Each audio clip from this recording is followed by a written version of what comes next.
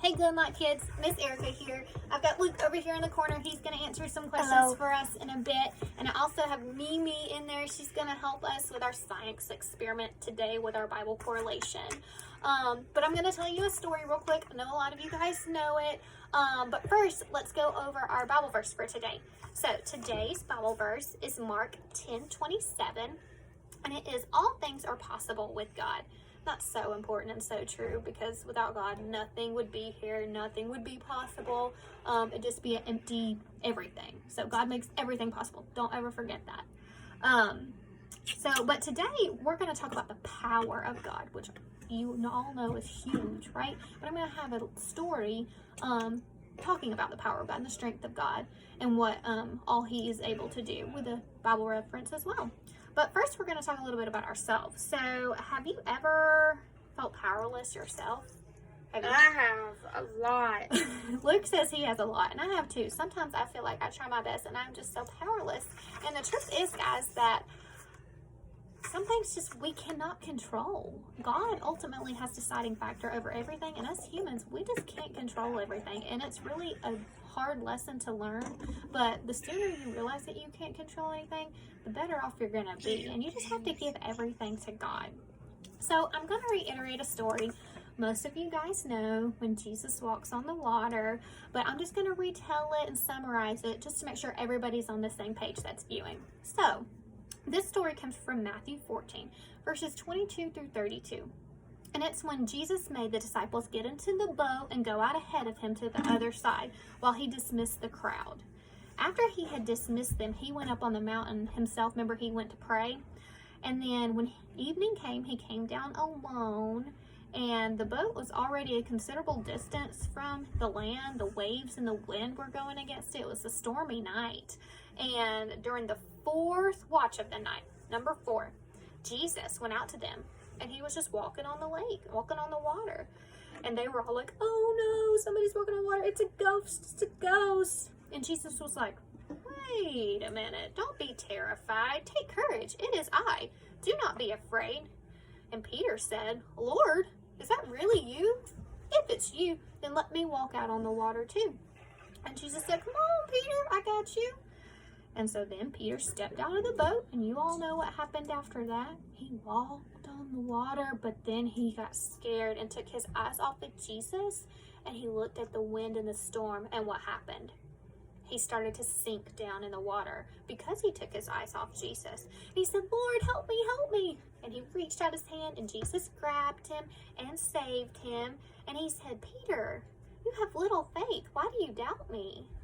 And when they climbed into the boat after Jesus saved Peter, the wind stopped. So the summarized points of that story are, Jesus told his disciples to go ahead and go ahead of him, and he went up to the mountain to pray. Then a huge storm comes up. Then the disciples struggle against the storm. Jesus walks out on the water, and then Peter tries to walk to him but takes his eyes off Jesus. And then Jesus has to save Peter and pulls him out of the water, and the storm stops. So the explanation behind this story is that it illustrates a lot of forms of power of God. First off, God has the power to walk on water, right? Jesus was walking on the water. Second, God has the power to speak to the storm. It immediately stops when he says so, when he gets back in the boat. Third, and most importantly, is God has the power to help someone else walk on water. Now, do you guys think Miss Erica could just go out and walk on water if she wanted to? No, but if God wanted me to walk on water, I would too, just like Peter was able to. You see, none of these things are possible like just us humans, but with God, all things are possible, and it's so important to remember that. So the invisible power of God stopped the storm. It empowered Christ to walk on the water, and that enabled Peter to walk on the water. Now, I said a special word right there, invisible. Luke, what does it mean to be invisible? Like no one can see you? It means you can't be seen. Wait a minute. Can you see God? Can anybody? I've never seen him. Does that mean he doesn't exist? No. God is there. We feel him in our hearts. We feel him all around us, right? God is there. He's present. But what else is something that we can't see, Luke? Air. Air. Wait, is air a real thing? us. We breathe air. Scientists tells us air is a real thing. Air is all around us, but we can't see it, right? So that is where our experiment comes in. We're going to go in there, and Luke is going, I'm going to tell you guys what Luke's going to do. So when he gets in there, he can go ahead and do it because he's been practicing. So we're going to look at first at how powerful air can be by itself. So I've got a volunteer. We're going to get a soda can, and it's an empty soda can, and I'm going to get him to crush it with his strength, just with the air in it regular. So come on, follow me. All right, Luke. Luke is going to crush this can when I say go. All right, Luke, are you ready? Show us how you crush it. All right, show it up. Very good. Okay, so he crushed that. We're going to set it aside. Now, that required a lot of strength, didn't it? Luke was using all his power to crush that can. But what if I told you air itself has the power to crush the can?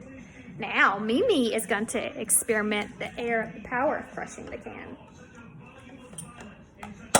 Oh! You bet, Luke. Ooh. That just did that by itself. That's pretty crazy, right? Everybody say thank you, Mimi. You're welcome, sweetie. I'm going to go back here and sort of tell you guys why that worked. Did you notice that it took a lot of force for Luke's air to go, but Mimi just turned hers upside down and it just vacuum suction cupped? Because that means that it has power itself. So all we had to do was entice it a little bit. Y'all didn't see that. All we had to do was entice that can a little bit. We heated it up and we cooled it real quick, and that created a vacuum. But that's how you saw the power of the air. So that can is crushed. We saw it. But back to Peter, right? So remember Peter from the story?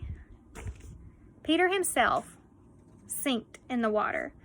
He could not walk on the water by using the strength from God. But he could walk on the water by using the strength of God.